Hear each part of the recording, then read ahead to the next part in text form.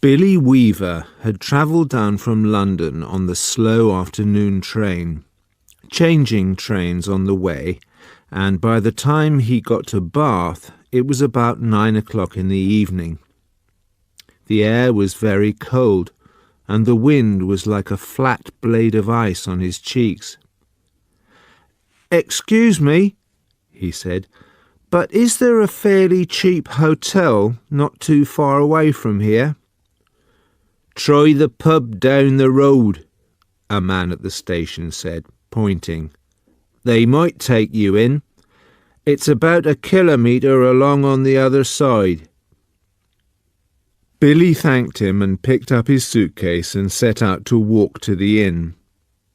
He had never been to Bath before. He didn't know anyone who lived there, but his boss at the head office in London had told him it was a splendid city.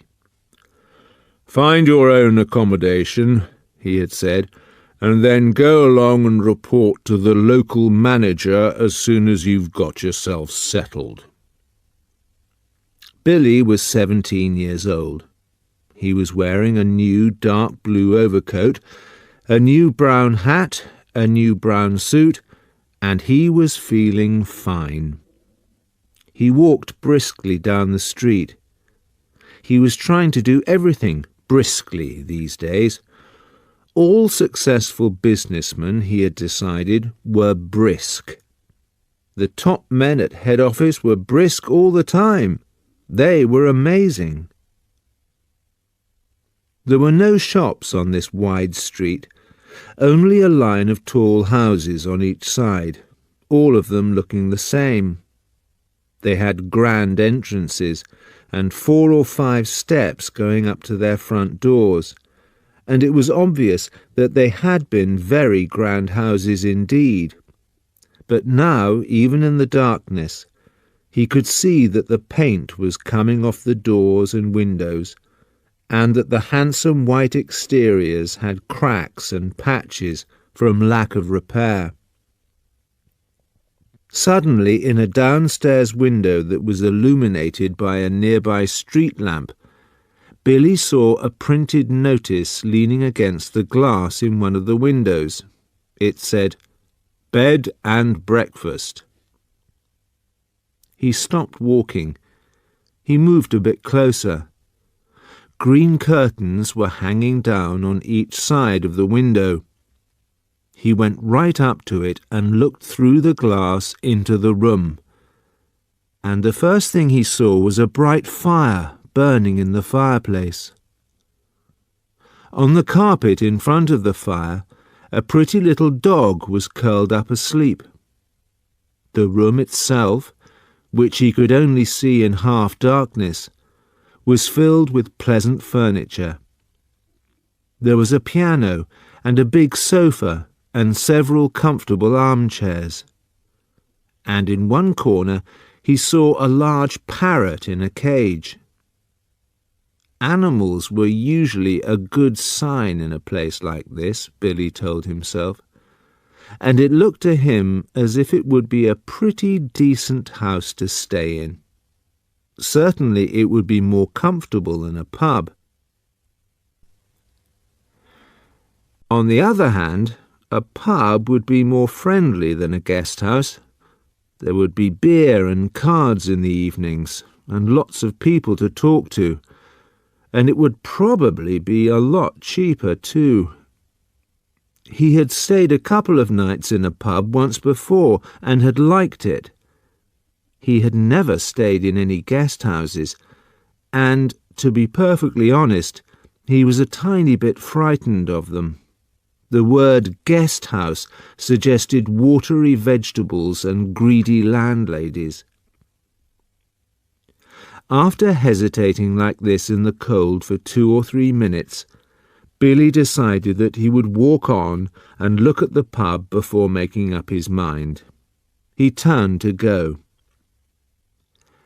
And now a strange thing happened to him. He was just going to step back and turn away from the window when his eye was caught and held in the most peculiar manner by the small notice that was there.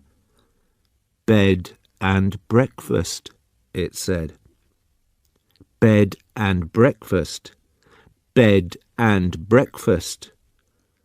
Each word was like a large black eye staring at him through the glass, holding him, forcing him to stay where he was and not to walk away from that house. And the next thing he knew, he was actually moving across from the window to the front door, climbing the steps that led to it, and reaching for the bell. He pressed it. Far away in a back room he heard it ringing, and then at once, it must have been at once because he hadn't even had time to take his finger from the bell button, the door swung open and a woman was standing there. She was about 45 or 50 years old, and the moment she saw him, she gave him a warm, welcoming smile.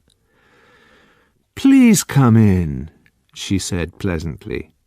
She stepped to one side, holding the door wide open, and Billy found himself automatically starting forward into the house. The force, or more accurately, the desire to follow her, was extraordinarily strong. "I saw the notice in the window," he said, holding himself back. "Yes, I know." "I was wondering about a room." "It's all ready for you, my dear," she said. She had a round pink face and very gentle blue eyes. "I was on my way to a pub," Billy told her, "but I noticed the sign in your window." "My dear boy," she said, "why don't you come in out of the cold?" "How much do you charge?" £9 a night, including breakfast. It was amazingly cheap. It was less than half of what he had been willing to pay. "If that is too much," she added, "then perhaps I can reduce it just a tiny bit. Do you desire an egg for breakfast? Eggs are expensive at the moment. It would cost less without the egg." £9 is fine," he answered. "I would like very much to stay here." "I knew you would. Do come in." She seemed terribly nice. She looked exactly like the mother of one's best school friend welcoming one into the house to stay for the Christmas holidays. Billy took off his hat and stepped inside. "Just hang it there," she said, "and let me help you with your coat." There were no other hats or coats in the hall. There were no umbrellas, no walking sticks, nothing. "We have it all to ourselves," she said, smiling at him over her shoulder as she led the way upstairs. "You see, I don't very often have the pleasure of taking a visitor into my little nest." "The old girl is slightly mad," Billy told himself. "But at £9 a night, who cares about that?" "I should have thought you'd be simply full of visitors wanting to stay," he said politely. "Oh, I am, my dear, I am. Of course I am. But the trouble is that I am just a tiny bit careful about whom I choose, if you see what I mean." "Ah, yes." "But I'm always ready.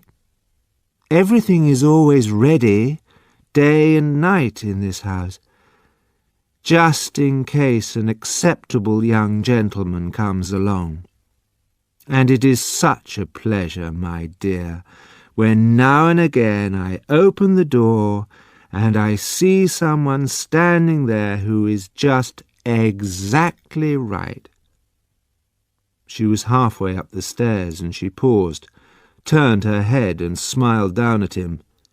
"Like you," she added, and her blue eyes travelled slowly all the way down the length of Billy's body to his feet and then up again. On the first floor she said to him, "This floor is mine." They climbed up more stairs. "And this one is all yours," she said. "Here's your room. I do hope you'll like it." She took him into a small but charming front bedroom, switching on the light as she went in. "The morning sun comes right in the window, Mr. Perkins." "It is Mr. Perkins, isn't it?" "No," he said. "It's Weaver." "Mr. Weaver. How nice." "I've put a hot water bottle between the sheets to warm them, Mr. Weaver, and you may light the gas fire at any time if you feel cold." "Thank you," Billy said. "Thank you very much." He noticed that the bedclothes had been neatly turned back on one side, all ready for someone to get in. "I'm so glad you appeared," she said, looking seriously into his face. "I was beginning to get worried." "That's all right," Billy answered brightly. "You mustn't worry about me." He put his suitcase on the chair and started to open it. "And what about supper, my dear? Did you manage to get anything to eat before you came here?" "I'm not hungry, thank you," he said. "I think I'll just go to bed as soon as possible, because tomorrow I've got to get up rather early and report to the office." "Very well, then. I'll leave you now so that you can unpack. But before you go to bed, would you be kind enough to come into the sitting room on the ground floor and sign the book? Everyone has to do that because it's the law, and we don't want to break any laws at this stage in the proceedings, do we?" She gave him a little wave of the hand and went quickly out of the room and closed the door. The fact that his landlady appeared to be slightly crazy didn't worry Billy at all. She was not only harmless, there was no question about that, but she was also quite obviously a kind and generous person.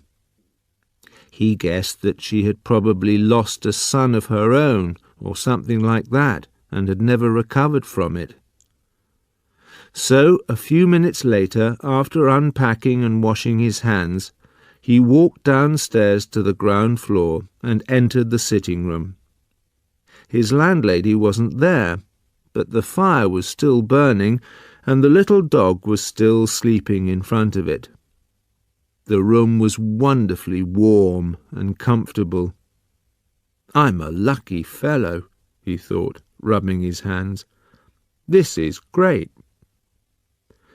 He found the guest book lying open on the piano, so he took out his pen and wrote down his name and address. There were only 2 other names above his on the page, and, as one always does, he started to read them. One was a Christopher Mulholland from Cardiff. The other was Gregory W. Temple from Bristol. "That's funny," he thought suddenly. "Christopher Mulholland. That name sounds familiar." Now, where had he heard that rather unusual name before? Was he a boy at school? No. Was it one of his sister's numerous young men, perhaps? Or a friend of his father's? No. No, it wasn't any of those. He glanced down again at the book. In fact, thinking about it again, he wasn't at all sure that the second name wasn't as familiar to him as the first. Gregory Temple, he said aloud, searching his memory. Christopher Mulholland. Such charming boys, a voice behind him answered, and he turned and saw his landlady walking into the room carrying the tea tray in front of her. They sound somehow familiar, he said. They do? How interesting. I'm almost positive I've heard those names before somewhere. Isn't that strange? Maybe it was in the newspapers. They weren't famous in any way, were they? I mean, famous footballers or something like that? Famous? She said, setting the tray down on the low table in front of the sofa. Oh, no, I don't think they were famous. But they were extraordinarily handsome, both of them. I can promise you that. They were tall and young and handsome, my dear, just exactly like you. Once more Billy glanced down at the book. Look here, he said, noticing the dates. This last entry is over 2 years old. Is it? Yes, indeed. And Christopher Mulholland's is nearly a year before that. More than 3 years ago. Oh dear, she said, shaking her head. I never would have thought it. How time flies away from us all, doesn't it, Mr. Wilkins? It's Weaver, Billy said. Weaver. Oh, of course it is, she cried, sitting down on the sofa. How silly of me. I do apologize. Do you know something that's extraordinary about all this? Both those names, Mulholland and Temple, I not only seem to remember each one separately, but they appear to be connected as well, as if they were both famous for the same sort of thing, if you see what I mean. Well, come over here now, dear, and sit down beside me on the sofa, and I'll give you a nice cup of tea and a biscuit before you go to bed. Billy watched her as she busied herself with the cups and saucers. He noticed that she had small, white, quickly moving hands and red fingernails. I'm almost positive I saw them in the newspapers, Billy said. I'll think of them in a second. I'm sure I will. There is nothing more annoying than a thing like this which remains just outside one's memory. He hated to give up. Now, wait a minute, he said. Wait just a minute. Mulholland, Christopher Mulholland. Wasn't that the name of the schoolboy who was on a walking tour through the West Country and then suddenly... Milk? She said. And sugar? Yes, please. And then suddenly, schoolboy, she said. Oh, no, my dear, that can't possibly be right, because my Mr. Mulholland was certainly not a schoolboy when he came to me. He was a university student. Come over here now, and sit next to me and warm yourself in front of this lovely fire. Come on. Your tea's all ready for you. He crossed the room slowly and sat down on the edge of the sofa. She placed his teacup on the table in front of him. There we are, she said. How nice and comfortable this is, isn't it? Billy started drinking his tea. She did the same. For half a minute neither of them spoke, but Billy knew that she was looking at him.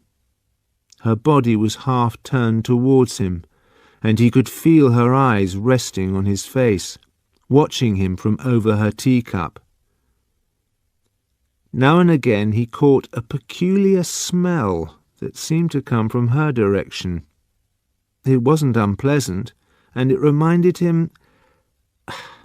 Well, he wasn't quite sure what it was. New leather?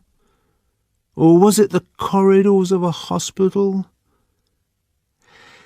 Mr. Mulholland loved his tea, she finally said. I've never seen anyone in my life drink as much tea as dear, sweet Mr. Mulholland. I suppose he left fairly recently, Billy said. Left? She said. But my dear boy, he never left. He's still here. Mr. Temple is also here. They're on the 3rd floor, both of them together. Billy put down his cup slowly on the table and stared at his landlady. She smiled back at him, and then put out one of her white hands and patted him comfortingly on the knee. "How old are you, my dear?" she asked. 17. 17, she cried. Oh, it's the perfect age. Mr. Mulholland was also 17, but I think he was a little shorter than you are. In fact, I'm sure he was. And his teeth weren't quite so white. You have the most beautiful teeth, Mr. Weaver. Mr. Temple was a little older. He was actually 28. I wouldn't have guessed it, though, if he hadn't told me. There wasn't a mark on his body. "A what?" Billy said. "His skin was just like a baby's." There was a pause. Billy picked up his teacup, drank some more, and then put it down again in its saucer. He waited for her to say something else, but she seemed to have fallen into another of her silences. He sat there, looking ahead, biting his lower lip. "That parrot," he said at last. "You know something? It completely fooled me when I looked through the window from the street. I thought it was alive. Sadly, no longer." "It's very clever the way it's been stuffed," he said. "It doesn't look at all dead. Who did it?" "I did." "You did?" "Of course," she said. "And have you met my little Basil as well?" She nodded towards the dog curled up so comfortably in front of the fire. Billy looked at it. Suddenly he realized that this animal had all the time been as silent and motionless as the parrot. He touched it gently on the top of its back. It was hard and cold, but perfectly preserved. "Good heavens," he said. "How very interesting. It must be awfully difficult to do a thing like that." "Not at all," she said. "I stuff all my little pets myself when they die. Will you have another cup of tea?" "No, thank you," Billy said. The tea tasted faintly bitter, and he didn't really like it. "You did sign the book, didn't you?" "Oh, yes." "That's good, because later, if I forget what you were called, then I can always look it up. I still do that every day with Mr. Mulholland and Mr. Mr. Temple, Billy said. Gregory Temple. Excuse me for asking, but haven't there been any other guests here except them in the last 2 or 3 years? Holding her teacup high in one hand, moving her head slightly to the left, she looked at him out of the corners of her eyes and gave him another gentle little smile. "No, my dear," she said. "Only you."